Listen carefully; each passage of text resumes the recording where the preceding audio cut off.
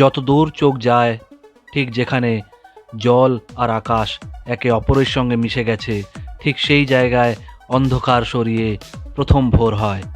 দিগন্ত পার থেকে গোটা আকাশে খুশির রক্তিম আবির ছড়িয়ে হয় সূর্যোদয়।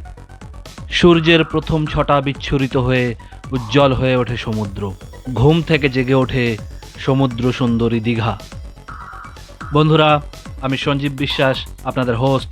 স্বাগত জানাই আমার চ্যানেলে ট্যুর উইথ দি সঞ্জীব বিশ্বাসে। আপনাদের কাছে একান্তভাবে অনুরোধ, ভিডিওটিকে একটু স্কিপ না করে সম্পূর্ণ ভিডিওটিকে দেখার জন্য, কারণ এই ভিডিওর সাথে সাথে আপনারা পরপর কয়েকটি এপিসোড পাবেন দীঘা এবং তার পার্শ্ববর্তী কয়েকটি দর্শনীয় স্থান নিয়ে। আর বন্ধুরা, যারা আমার চ্যানেলে নতুন, তাদের কাছে অনুরোধ, তারা শীঘ্রই আমার চ্যানেলটিকে সাবস্ক্রাইব করে নেবেন এবং পাশে থাকা বেল আইকনটিকে প্রেস করে অল বেল নোটিফিকেশানটি অন করে দিতে ভুলবেন না। তাতে যখনই আমার নতুন কোনো ভিডিও ইউটিউবে আপলোড হবে, সবার আগে আপনারা তার নোটিফিকেশানটি পেয়ে যাবেন। দীঘা পশ্চিমবঙ্গের একমাত্র সমুদ্রকেন্দ্রিক ভ্রমণ কেন্দ্র। কলকাতা থেকে মাত্র 187 কিলোমিটার দূরে মেদিনীপুর জেলায় সমুদ্র, বালিয়াড়ি, ঝাউবন আর অপার প্রাকৃতিক সৌন্দর্য মিলিয়ে অপেক্ষা করছে প্রকৃতিপ্রেমিক পর্যটকদের জন্য আজকের দীঘা। 7 কিলোমিটার লম্বা সমুদ্রতট, এক পাশে গভীর সমুদ্র, অন্য পাশে ঝাউগাছে ঘেরা অগভীর জঙ্গল। ভেঙে পড়া ঢেউয়ের জলে পা ভিজিয়ে হেঁটে যাওয়া যায় দীর্ঘ পথ। সকালের সমুদ্র তটে দেখা মিলবে পায়ে পায়ে হেঁটে চলা নানা বর্ণের শামুক, ঝিনুক এবং ছোট বড় শঙ্খের। দীঘার দুটি সৈকত রয়েছে, একটি পুরনো দীঘার সৈকত, অপরটি নতুন দীঘার সৈকত। বাঙালির এই পর্যটন কেন্দ্রের কাছে এক লম্বা ইতিহাস আছে। আজকের দীঘা ছিল অতীতের বীরকুল, সময়টা ইংরেজ আমলের। বন্ধুরা, দীঘায় বেশ কয়েক হাজার হোটেল আছে। আপনারা আপনাদের পছন্দ মতন এবং বাজেট অনুযায়ী হোটেল সিলেক্ট করে নিয়ে থাকতে পারেন। তবে আমি যে হোটেলে উঠেছি সেই হোটেল নিয়ে আজকে আমি আপনাদেরকে কিছুটা ডিটেলস হোটেলের ব্যাপারে জানিয়ে দেবো। আমরা এই ঘরটাতে উঠেছি।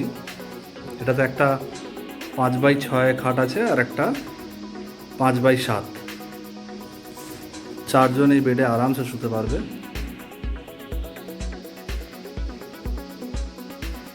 এসি নন এসি দুটোই আছে। এসি 1200 টাকা, নন এসি 800 টাকা।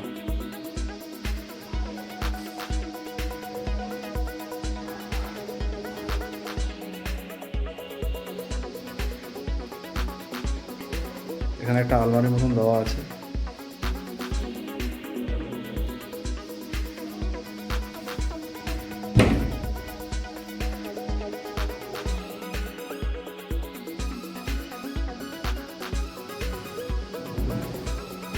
এটা টয়লেট।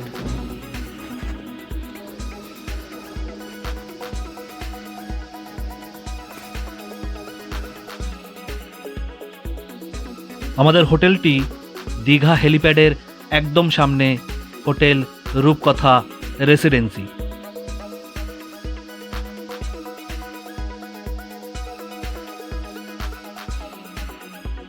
(1780 সালে ওয়ারেন হেস্টিংস স্ত্রীকে লেখা এক চিঠিতে জানিয়েছেন এই বীরকুলের সৌন্দর্যের কথা।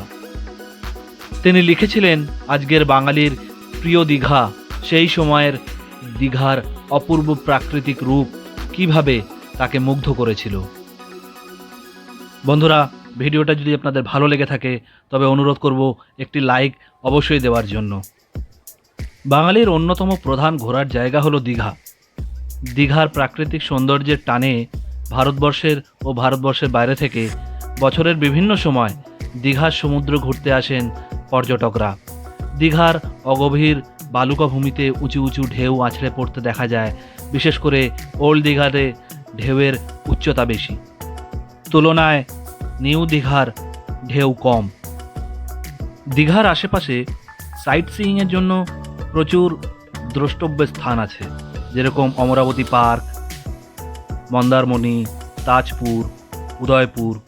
এই উদয়পুর নিউ দীঘার পাশে ওড়িশার বালেশ্বর জেলা ও বাংলার সীমানায় উদয়পুর সি বিচ অবস্থিত। এছাড়াও রয়েছে শিব মন্দির, চন্দনেশ্বর, শঙ্করপুর দীঘা থেকে 14 কিলোমিটার দূরে কাঁথি রোডের পাশে একটি নতুন আবিষ্কৃত সমুদ্র সৈকত।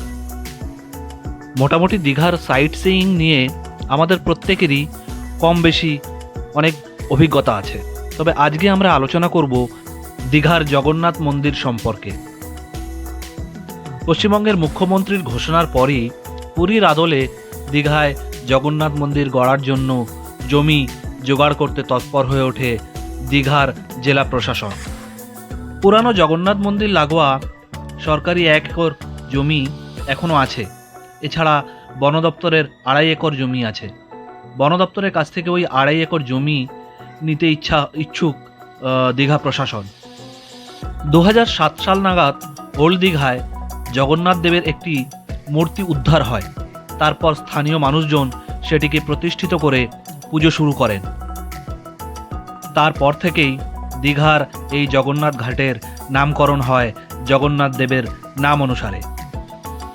মন্দিরের সেবায়িত গোপাল দাস মহাশয় সবসময় এই মন্দিরে থাকেন। তিনি বলেন 2007 সালে 31শে মার্চ এই মন্দির প্রতিষ্ঠিত হয়। মুখ্যমন্ত্রী এখানে এসেছিলেন। এখানে তিনি পুরীর জগন্নাথ মন্দিরের ধাঁচে মন্দির তৈরি করা হবে বলে ঘোষণা করেছিলেন। এই মুহূর্তে যে মন্দিরটি আছে সেটি বড় করার সুযোগ নেই, তাই ওই মন্দির লাগোয়া সরকারি এবং বন দপ্তরের 3.5 একর জমির উপর তৈরি হবে আরেকটি জগন্নাথ মন্দির।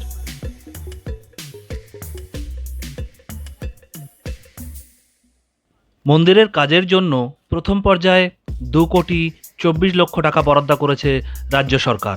পর্যটন কেন্দ্র হিসাবে দীঘার গুরুত্বকে আরও কয়েক গুণ বাড়ানোর উদ্দেশ্য নিয়েই পুরীর আদলে জগন্নাথ মন্দির তৈরির উদ্যোগ নিয়েছে রাজ্য সরকার।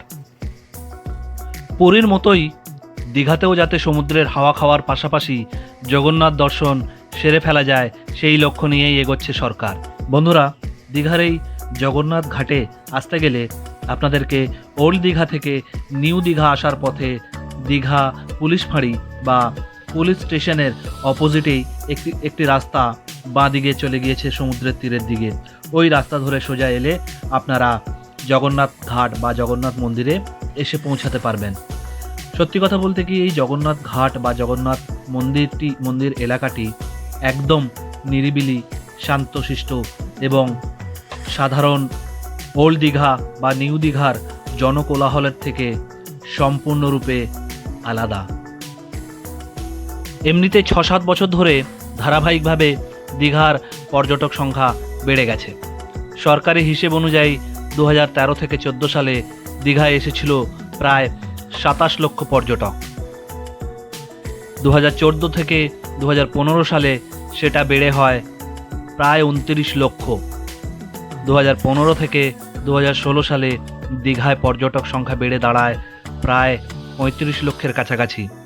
এরপর 2016 থেকে 2017 সালে প্রায় 38 লক্ষ এবং 2017 থেকে 2018 সালে সেটা গিয়ে দাঁড়ায় 41 লক্ষের উপরে। গত 2 বছর দীঘায় আসা পর্যটকদের সংখ্যা সর্বাধিক 52 লক্ষ। বন্ধুরা, আজ তবে এই পর্যন্তই। কাল দেখা হবে দীঘার আরেকটি নতুন বিচের নতুন ভিডিও নিয়ে। ততক্ষণ পর্যন্ত ভালো থাকবেন, সুস্থ থাকবেন আর হাসতে থাকবেন। নমস্কার।